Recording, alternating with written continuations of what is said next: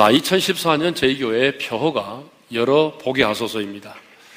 우리 한번 좀 재창을 해볼까요? 다 같이 시작. 열어 보게 하소서. 예. 자, 여러분에게 눈이 있다는 사실 때문에 감사해 본 적이 있습니까? 눈이 있기 때문에 하나님이 창조하신 이런 아름다운 세상을 볼 수 있고 또 내가 사랑하는 사람을 볼 수 있는 것입니다. 이렇게 아름다운 세상을 볼 수 있고 사랑하는 사람을 볼 수 있다는 것, 여러분 얼마나 큰 축복인지 모릅니다.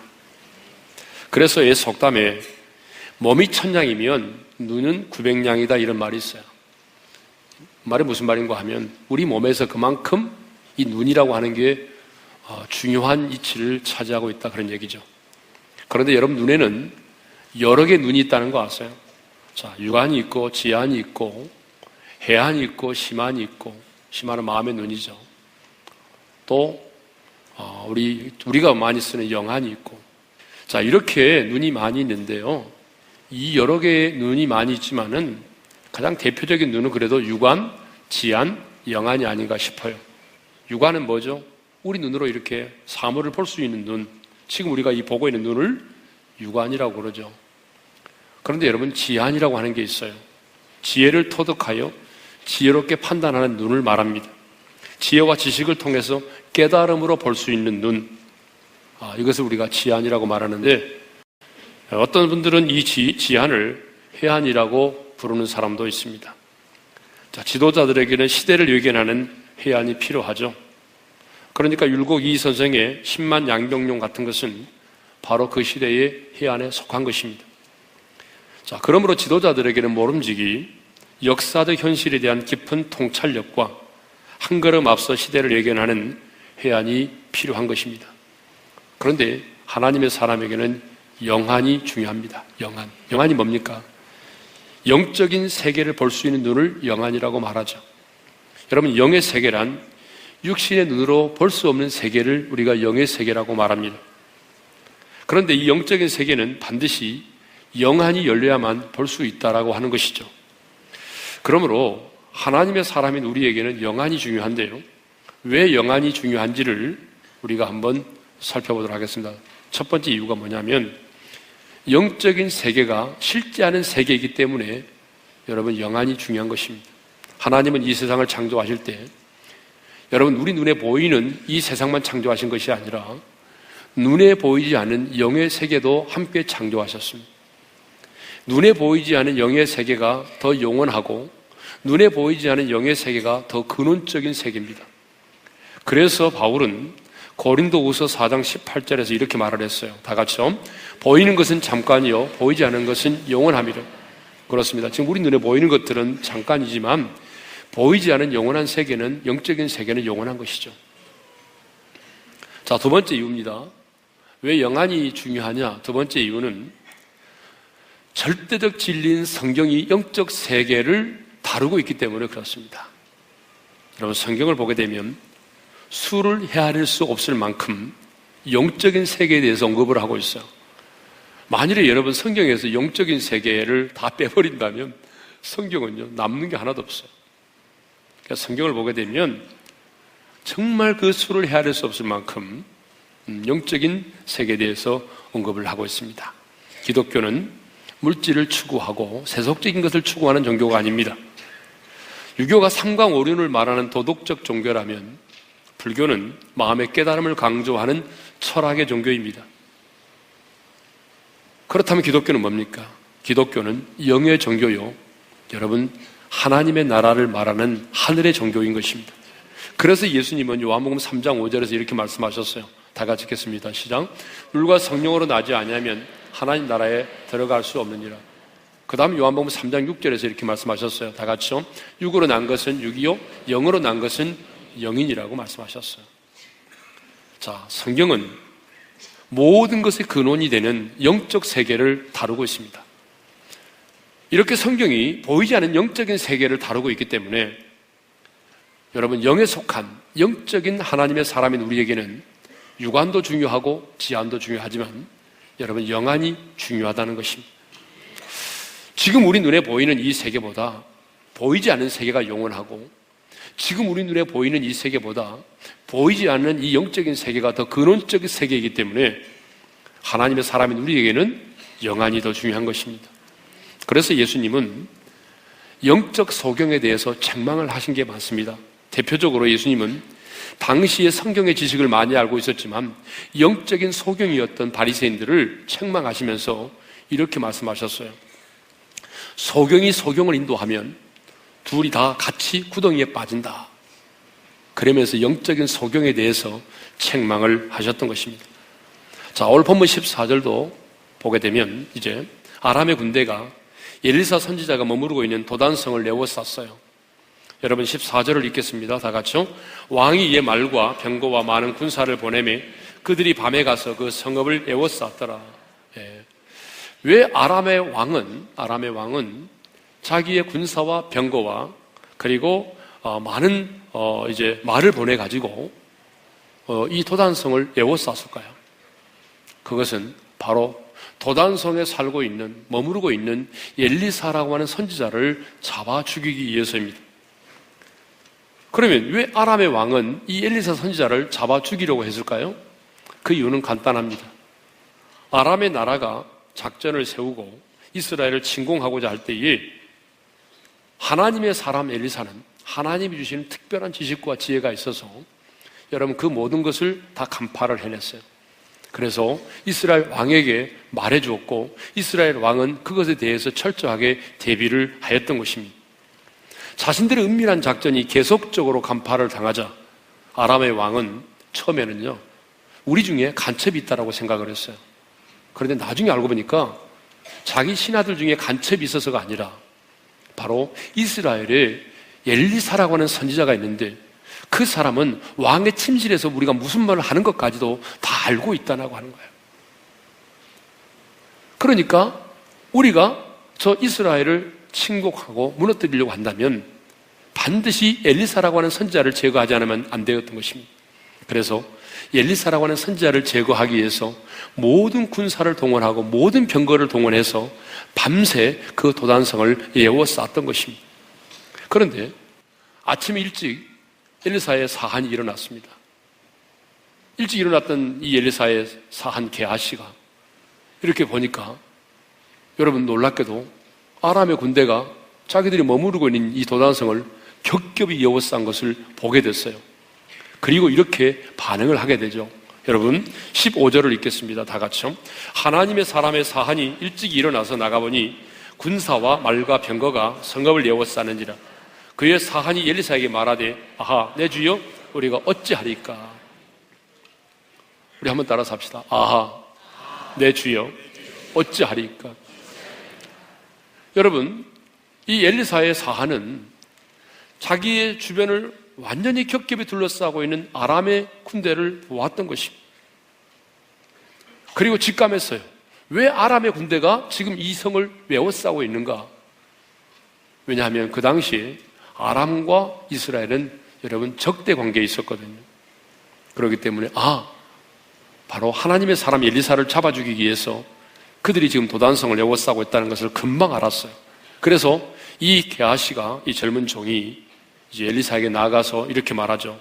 아하 내 주여 우리가 어찌하리까.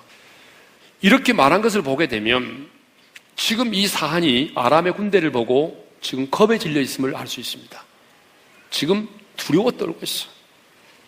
그렇습니다. 여러분 우리가 육의 눈으로 문제를 바라보고 현실을 바라보면 누구나 내 주여 어찌하리까 라고 탄식할 수밖에 없는 것입니다. 여러분 문제를 바라보고 우리 앞에 처해 있는 지금 상황을 바라보게 되면 누구나 두려움에 떨 수밖에 없는 것이죠. 자, 오늘 우리 중에도 엘리사의 이 사안처럼 자신이 처해 있는 상황을 바라보면서 내 주여 어찌하리까 이렇게 탄식하는 분들이 분명히 계십니다.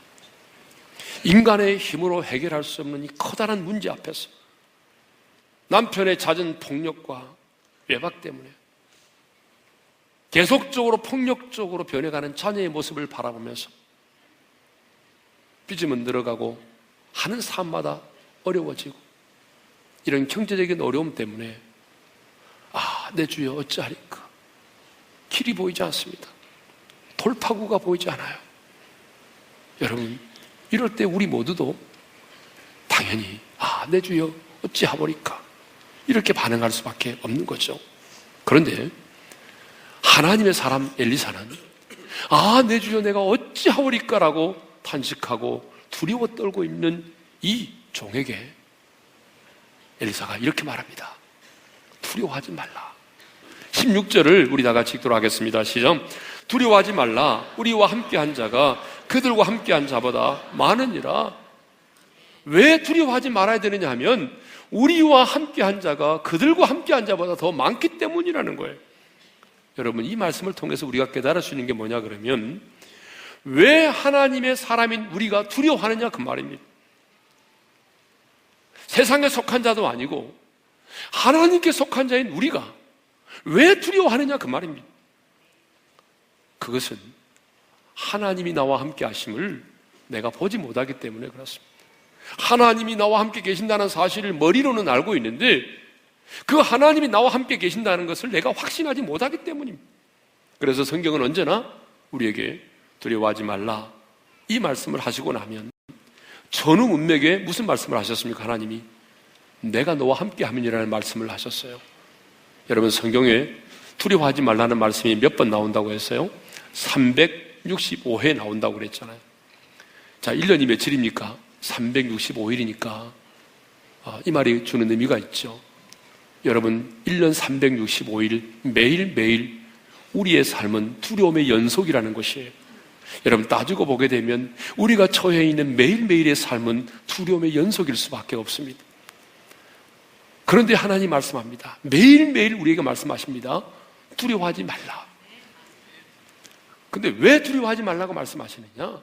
하나님은 두려워하지 말라는 말씀을 하실 때마다 꼭 전후 문맥에 어떤 말씀을 하시냐면 내가 너와 함께 하기 때문에, 내가 너와 함께 하기 때문에 두려워하지 말라는 것이죠. 예? 그래서 여러분, 대표적으로 여러분 이사야 41장 10절을 우리 찾아서 읽도록 하겠습니다. 다 같이 시작. 두려워하지 말라. 내가 너와 함께 함이라. 놀라지 말라. 나는 네 하나님이 됨이라. 내가 너를 굳세게 하리라. 참으로 너를 도와주리라. 참으로 나의 의로운 오른손으로 너를 붙들리라. 하나님 말씀하십니다. 두려워하지 말라. 놀라지 말라. 그런데 그냥 무턱대고 야, 두려워하지 마. 놀라지 마. 이렇게 말씀하지 않아요. 왜 두려워하지 말라고 말씀하십니까? 내가 너와 함께 하기 때문에. 왜 놀라지 말라고 말씀하십니까? 바로 내가 너의 하나님이 되기 때문에 놀라지 말라는 것입니다. 외롭고 고독한 이 세상을 살아가는 우리에게 함께 동행해 줄 수 있는 한 사람만 있어도 얼마나 힘이 되고 든든한지 모릅니다. 그런데 이 세상을 창조하신 그 하나님, 전능하신 그 하나님, 마귀를 멸하시고 승리하신 그 하나님이 여러분, 우리의 인생 가운데 우리와 함께 하시고 우리의 인생길을 우리와 동행해 주신다고 한다면 여러분, 우리가 어찌 두려움 가운데 인생을 살겠습니까? 그래서 다윗은 시편 23편에서 이런 고백을 했습니다. 다 같이 읽겠습니다. 시작. 내가 사망의 음침한 골짜기로 다닐지라도 해를 두려워하지 않을 것은 주께서 나와 함께 하십니다. 여러분, 우리의 인생의 길은 사망의 음침한 골짜기와 같습니다. 언제 죽음이 우리에게 임할지 모릅니다. 너무나 작은 죽음의 지뢰밭이 우리 안에 깔려 있어요. 우리는 사망의 음침한 골짜기를 거닐고 있는데 사망의 음침한 골짜기를 거닐고 있지만 우리가 해를 두려워하지 않는 것은 주께서 나와 함께 하심이라는 것이죠.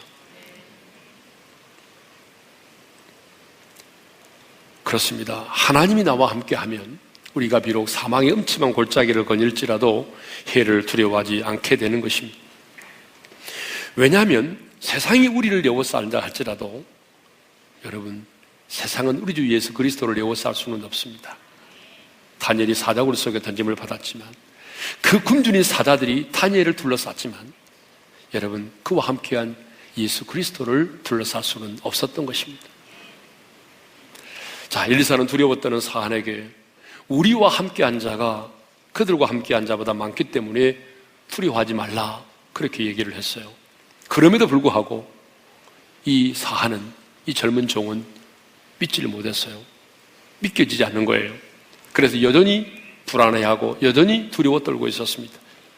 그때 엘리사가 하나님께 기도를 드립니다. 그 기도의 내용이 뭡니까? 그의 눈을 열어서 보게 해달라는 거죠. 자, 여러분 17절을 읽겠습니다. 다 같이요. 기도하여 이르되 여호와여 원하건대 그의 눈을 열어서 보게 하옵소서 하니 여호와께서 그 청년의 눈을 여시매 그가 보니 불말과 불병거가 산에 가득하여 엘리사를 둘렀더라. 하나님은 엘리사의 이 기도를 들으셨어요. 그래서 하나님이 그 엘리사의 영안을 열어주셨습니다. 여러분, 영안이 딱 열려서 보니까 지금까지 보이지 않았던 게 보이기 시작을 했어요. 하늘의 불말과 불병거, 불말과 불병거는 여러분 하나님의 군대의 장엄한 모습을 말하는 것입니다. 여러분, 이 땅에 어떤 군사력으로도 물리칠 수 없는 천상의 군대가, 불말과 불병거가 여러분 그 도단성을, 하나님의 사람을 에워싸고 있었던 것입니다.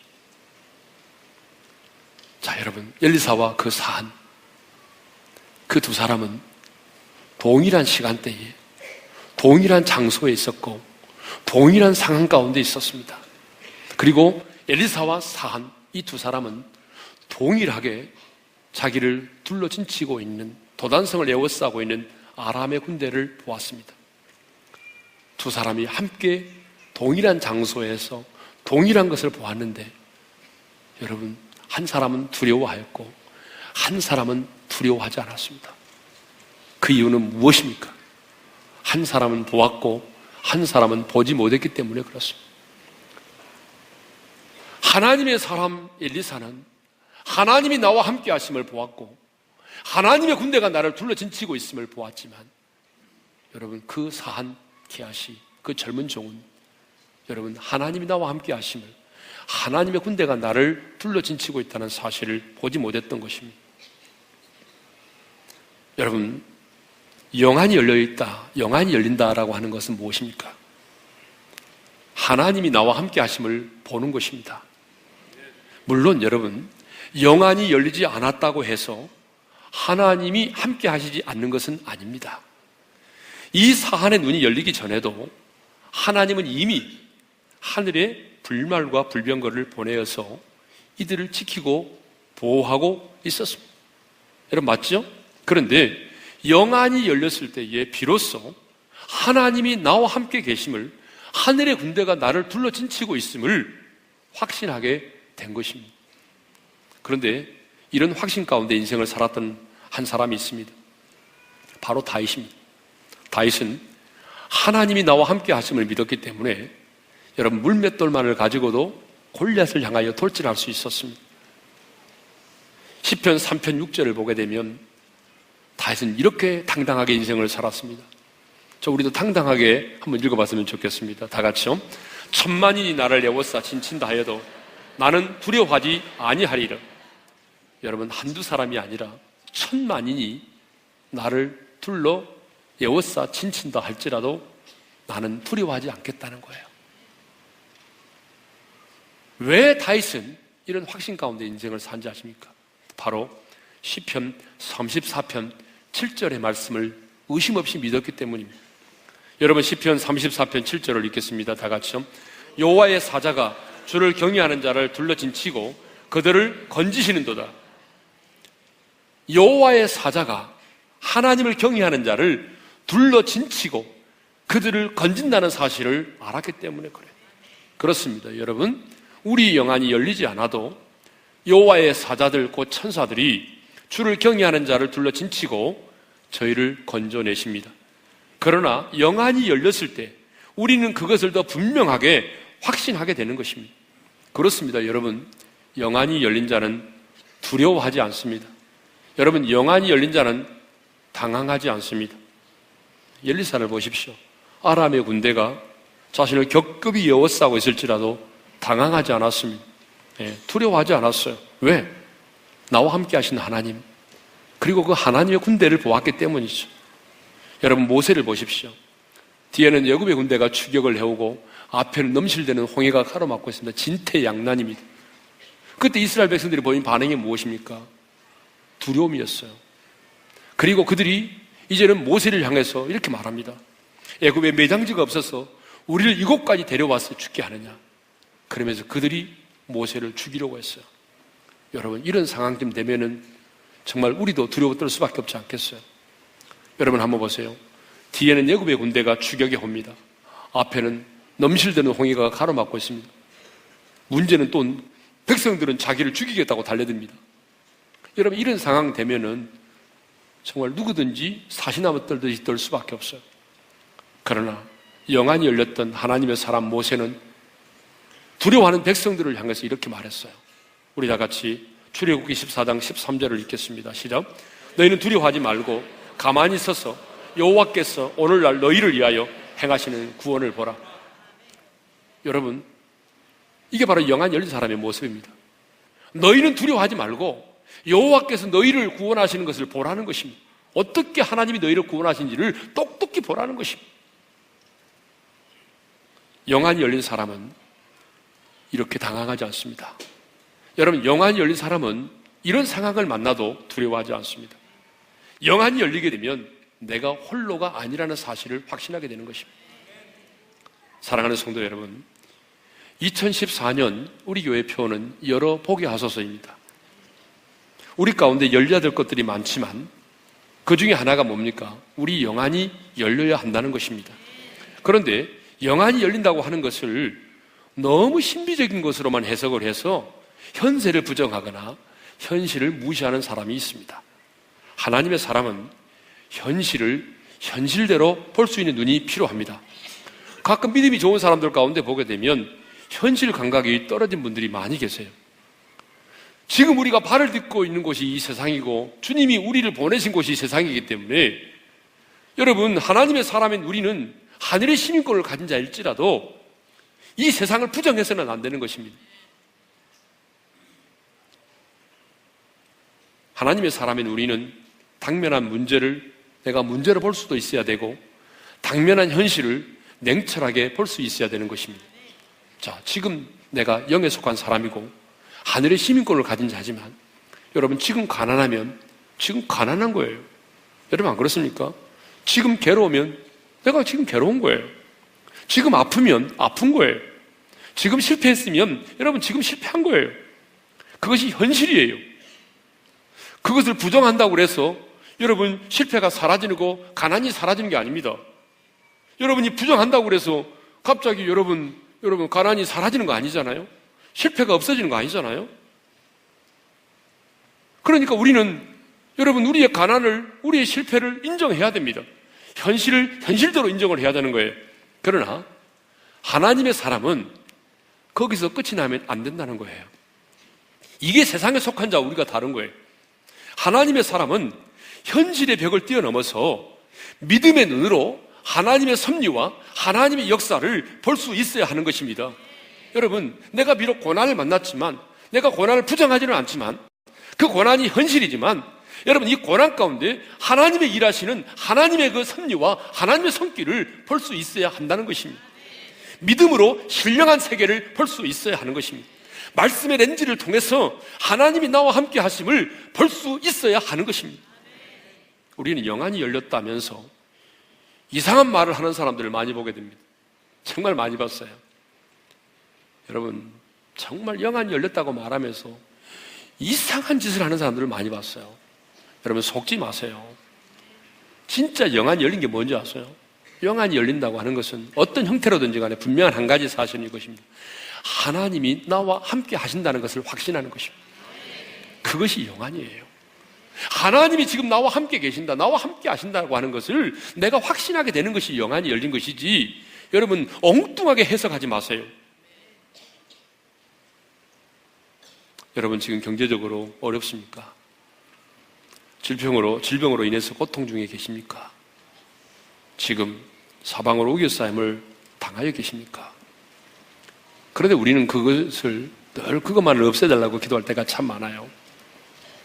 그런데 좀 없애달라고만 기도하지 말고 하나님이 영안을 열어서 지금 이 고난 속에서, 이 아픔 속에서, 이 상황 속에서 주님이 나와 함께 하심을 볼 수 있게 해 주십시오.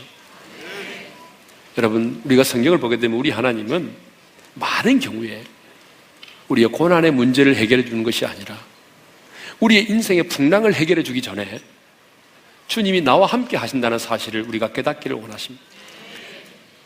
내가 너와 함께 하고 있잖아. 내가 너를 버리지 않았잖아. 여전히 내가 너를 사랑하고 있잖아. 주님이 나와 함께 계신다는 그 믿음으로 우리의 고난을 이겨내기를 원하십니다. 2014년 우리 모두의 영안이 열려서 나와 함께 하시는 그 하나님 볼 수 있기를 원합니다.